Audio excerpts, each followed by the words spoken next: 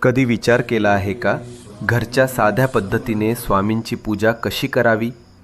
आज आपण पाहणार आहोत सोपी आणि प्रभावी पद्धत. सर्वप्रथम स्वामींची प्रतिमा किंवा फोटो स्वच्छ स्थळी ठेवा. आसपास दीप, अगरबत्ती आणि फुलांचा साज करा. स्वच्छता ही पूजा करण्याची पहिली गुरुकिल्ली आहे.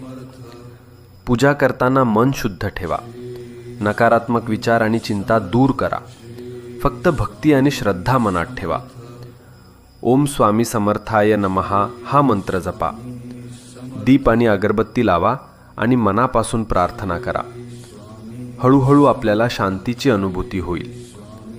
फुलं, फळं, लाडू किंवा तुमचा आवडता प्रसाद स्वामींना अर्पण करा. ही छोटी कृती भक्तीची मोठी शक्ती आहे. पूजा करताना मन शुद्ध ठेवा. सकारात्मक विचार करा आणि स्वामींच्या कृपेची अनुभूती घ्या.